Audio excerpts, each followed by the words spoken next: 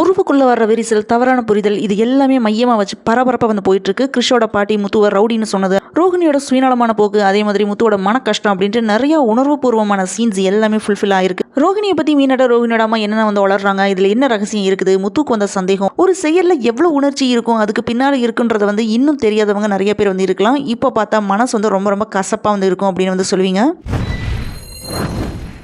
முத்து and Meena போராட்டத்தோட தான் வந்து இன்னைக்கு எபிசோட் வந்து ஸ்டார்ட் ஆயிருக்கு. கிறிஷோட பாட்டி முத்து அண்ட் மீனாவோட அம்மா வீட்டுக்கு வந்து கிறிஷை வந்து நான் என் கூட அனுப்பி விடுங்க அப்படின்னு வந்து சொல்றாங்க. உங்க கூட விடக்கூடாது அப்படின்னு என் மகன் வந்து சொல்லியிருக்கா அப்படின்னு கோபமா வந்து பேசுறாங்க. முத்து கூட இருந்தா கிறிஷ் வந்து ரவுடி ஆயிடுவான் அப்படின்னு அவங்க சொல்றாங்க. இதை கேட்ட உடனே முத்துவோட ஃபேஸ் வந்து ஃபீலிங்ஸ்ல அப்படியே வந்து சேஞ்ச் ஆயிடுது. உடனே மீனா என்ன சொல்றாங்கன்னா, அவர் ரவுடின்னு உங்களுக்கு எப்படி தெரியும், உங்க பேரனை எவ்வளவு பெரிய ஆபத்துல இருந்து காப்பாத்திட்டு இருக்காரு அப்படின்னு தெரியுமா அப்படின்னு வந்து கேட்கறாங்க. யாரோட கால எல்லாமே விழுந்து காப்பாத்திருக்கான்னு உங்களுக்கு தெரியுமா அப்படின்னு வந்து சண்டை போடுறாங்க. அதுக்கு கிறிஷோட பாட்டி என்ன சொல்றாங்கன்னா, நீங்க செஞ்ச எல்லா உதவிக்குமே நன்றி, தயவு செஞ்சு கிறிஷை வந்து அனுப்பிடுங்க அப்படின்னு எகெயின் அண்ட் எகெயின் வந்து கோவப்படுறாங்க. அப்ப கிறிஷ் வந்து மாறி மாறி வந்து யோசிக்கிறான், நான் இங்க இருக்கணுமா இல்ல பாட்டி கூட போகணுமா அப்படின்னு வந்து யோசிச்சுட்டு இருக்கான். உடனே மீனா வந்து நீ இங்க இருக்கிறியா இல்ல பாட்டி கூட போறியா அப்படின்னு கிறிஷ்ட வந்து கேட்கறாங்க.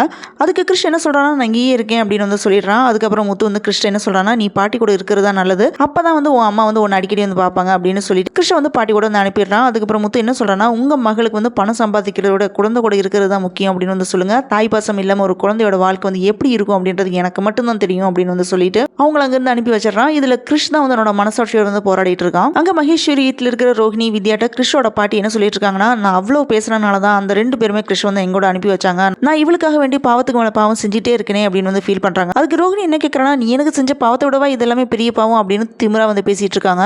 அப்போ வித்யா என்ன சொல்றானா, முத்து மீனாவும் நல்லவங்க அப்படின்னு வந்து சப்போர்ட் பண்றா, அவங்கள்ட்ட விஷயத்த சொன்னா அவங்களே வந்து பாத்துக்குவாங்க அப்படின்னு வந்து சொல்றா. அதுக்கு ரோஹிணி வந்து கோவப்படுறாங்க, முத்து மீனா ஒன்றும் நல்லவங்களா ஒன்றும் கிடையாது, அவங்க நல்லவங்களா இருந்தா அந்த மலேசியா பணக்காரர் இல்லை அப்படின்னு தெரிஞ்ச உடனே என்ன தனியா கூப்பிட்டு பேசிட்டு இருக்கலாம்ல, ஆனா அவங்க அந்த கறிக்கடைக்காரர் நேரா வீட்டுக்கு கூட்டிட்டு வந்து என்ன வந்து அசிங்கப்படுத்தினாங்க. அவங்களுக்கு மட்டும் இந்த விஷயம் தெரிஞ்சதுன்னா அவ்வளோதான், என்னை அசிங்கப்படுத்தி வீட்டை விட்டு துரத்திடுவாங்க அப்படின்னு ரோஹிணி தப்பா புரிஞ்சுட்டு வந்து பேசிட்டு இருக்காங்க. அப்போ ரோஹிணியோட அம்மா என்ன சொல்றாங்கன்னா, உன்னை பத்தின விஷயத்த உன் மாப்பிள்ளை கிட்டையாவது சொல்லிடு அப்படின்னு வந்து சொல்றாங்க. அதுக்கு நேரம் பார்த்து சீக்கிரமா சொல்லிடுவேன் அப்படின்னு ரோஹிணி வந்து சொல்லிட்டு இருக்காங்க. அங்க வீட்டுல ரவி வந்து முத்துட்ட கிறிஷோட பாட்டி வந்து அவன் வந்து கூட்டிட்டு போயிட்டாங்களா அப்படின்னு வந்து கேட்கறான். அதுக்கு மீனா ரவிட்ட என்ன சொல்றாங்கன்னா, கிறிஷோட அம்மா சரியான லூசா இருப்பாங்க அப்படின்னு தோணுது, அவரை பார்த்ததே இல்லை, ஆனா அவர் வந்து ரவுடி அப்படின்னு வந்து சொல்லிட்டு இருக்காங்க அப்படின்னு கோவமா வந்து சொல்றாங்க. அதுக்கு மனோஜ் என்ன சொல்றான்னா, அவன் ரவுடி இல்லாம வேற என்ன அப்படின்னு வந்து கேட்கறான். அதுக்கு ரவி என்ன சொல்றான்னா, முத்து வந்து ரவுடி எல்லாம் ஒன்றும் இல்லை, அவன் தப்பு செய்யற இடத்துல வந்து தட்டி கேட்பான் அவ்வளவுதான் அப்படின்னு வந்து சொல்றான். அதுக்கு மனோஜ் என்ன சொல்றானா, அதுக்கு பேர் தான் ரவுடி அப்படின்னு எகெயின் அண்ட் எகெயின் வாக்குவாதம் பண்ணிட்டு இருக்கான். முத்துவோட பேச்சை கேட்டதை நான் ராணிட்டு வந்து சிக்கன விஷயத்தை வந்து ரவிட்ட வந்து சொல்லிட்டு இருக்கான் மனோஜ்.